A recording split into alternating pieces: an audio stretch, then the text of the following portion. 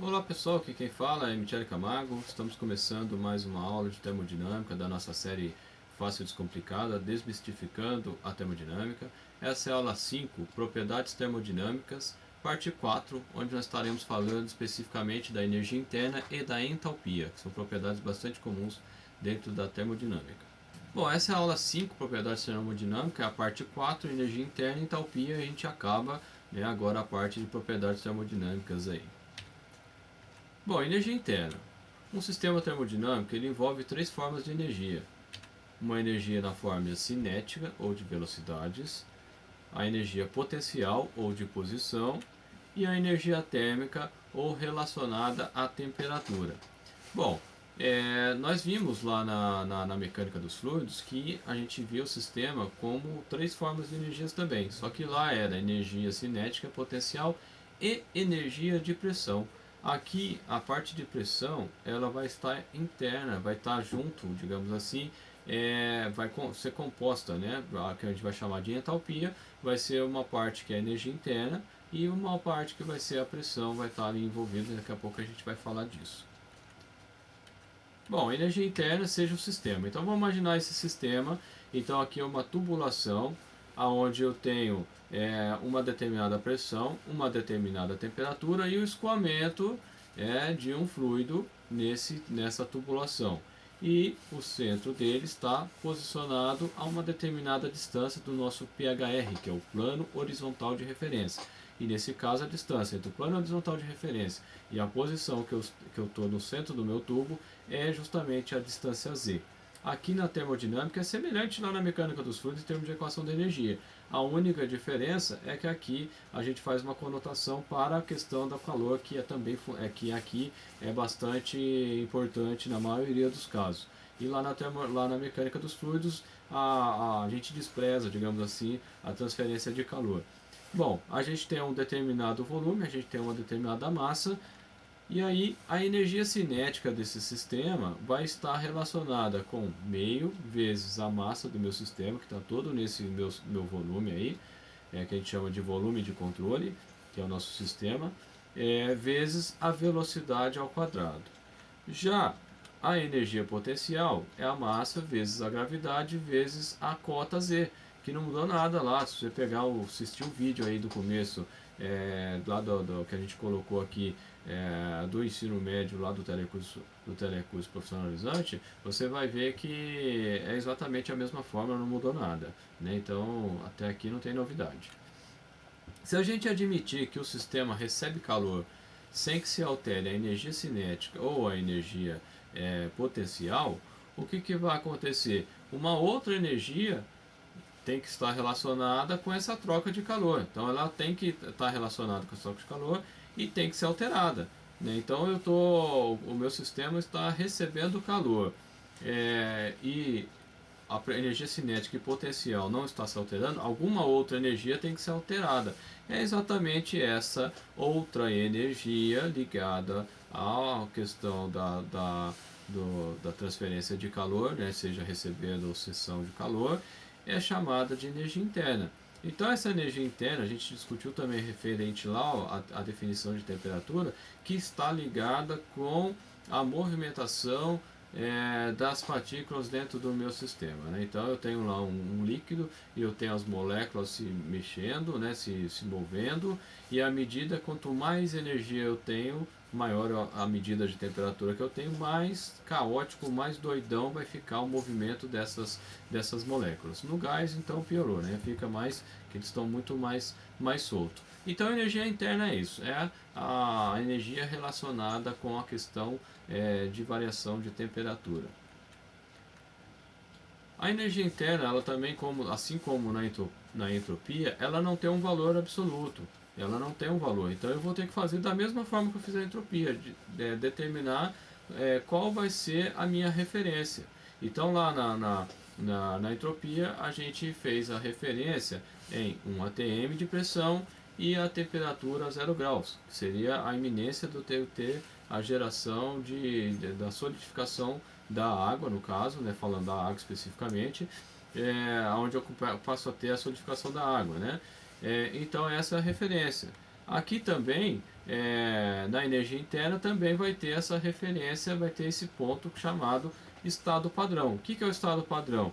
No caso da água, é também o mesmo estado padrão lá da entropia, que é a temperatura 0 graus, 0 grau, e a pressão a 1 atm.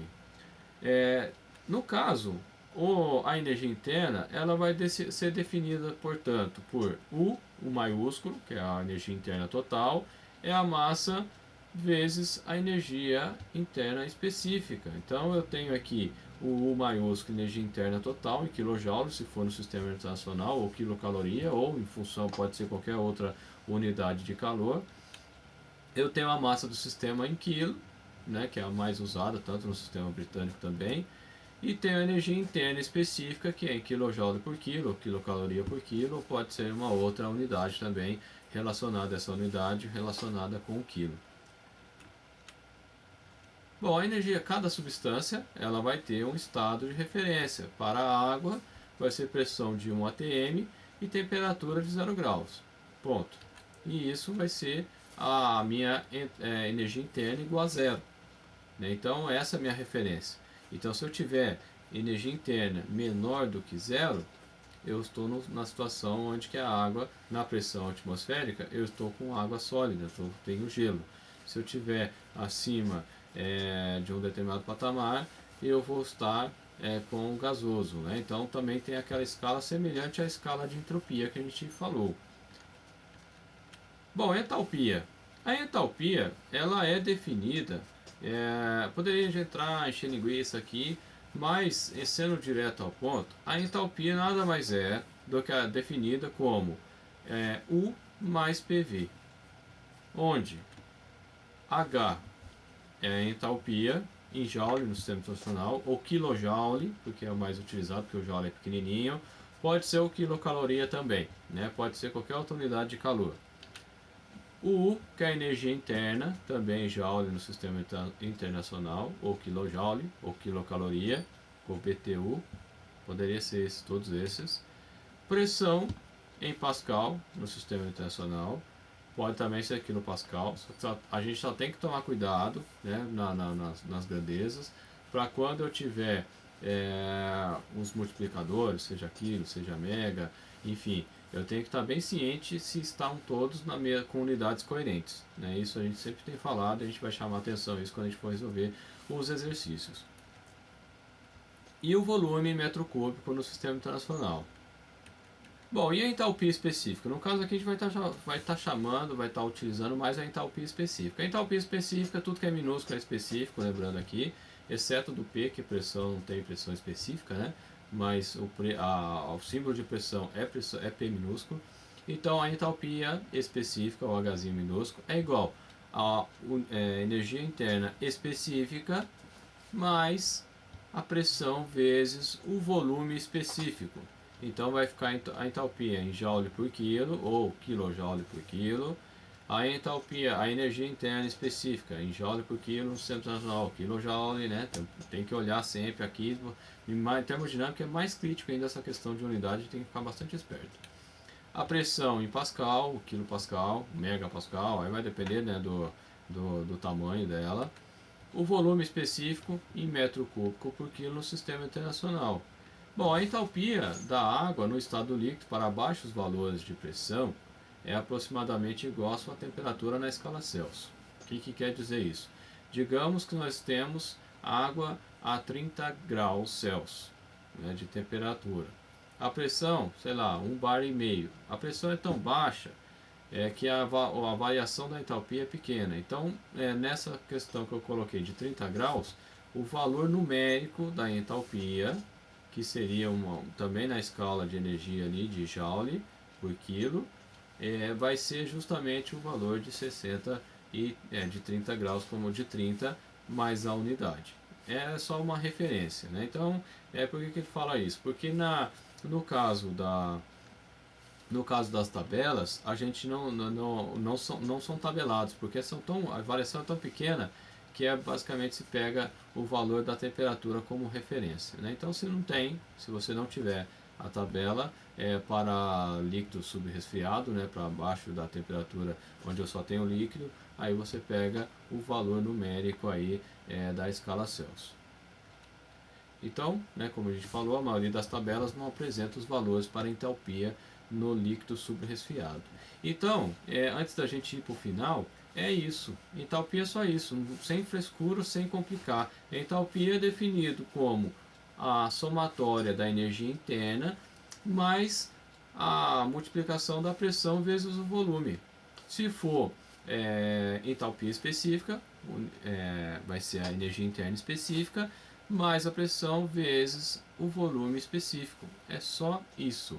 Não tem mais nada do que inventar. Fazendo um paralelo com a mecânica dos fluidos, lá como a questão da temperatura não era importante, digamos assim, né, a troca de calor não era importante, ou pelo menos nós desprezávamos, nem sempre você pode desprezar, mas lá na maioria dos casos a gente desprezava, o que acontece? A gente trabalhava lá com a energia de pressão. Lá na formulinha da equação da energia era a pressão dividida por gama. Ponto. Só isso, não tenho mais nada a conversar. Agora, aqui como é importante a questão da energia troca térmica, então ao invés de eu trabalhar com energia interna e trabalhar com pressão, eu juntei, né? Eu não, né? Juntaram tudo isso numa propriedade só que é dado o nome de entalpia. Então, se é a primeira vez que você vem estudar termodinâmica, entalpia é isso, não tem mais nada do que isso. É só a soma. Por que foi feito isso? Porque é mais conveniente, porque é mais fácil para deixar o negócio mais tranquilo. Só que em compensação acaba gerando um outro conceito que a gente tem que entender. Mas basicamente é isso. O que é entalpia? A entalpia é a somatória da energia interna mais da multiplicação da pressão vezes o volume. Ponto. É só isso, sem mais frescura. A entalpia também, ela é uma propriedade de estado, assim como é a entropia. Então é isso que a gente vai tabelar, é isso que a gente pega em tabelas ou pega no diagrama de Molière, os valores da entalpia, entropia, e a gente tabela isso ou coloca isso no gráfico e a gente obtém os valores, né, de acordo com a situação, e a gente vai fazer o exercício e vão ver que é bem tranquilo. Bom, pessoal, a gente chegou ao final dessa aula e fui bem direto nessa aula, sem muita frescura. A gente está trabalhando com o livro do Termodinâmica do Gilberto Ieno, Luiz Negro, que para essa primeira parte, da parte de vapor, é um livro legal. A parte já dos circuitos de circuito diesel, circuito Otto, o circuito a gás, o Brighton, não tem nesse livro, né? Então a gente vai buscar outro livro para quando for falar desse assunto, mas no geral ele é bem prático. Beleza, pessoal? Espero que vocês tenham gostado. Se gostou, compartilhe o vídeo. Se gostou, dê um joinha. E não esquece, se for comprar alguma coisa, ajuda a gente aí, compra lá na nossa loja, beleza? Obrigado a todos aí, um abraço e até a próxima.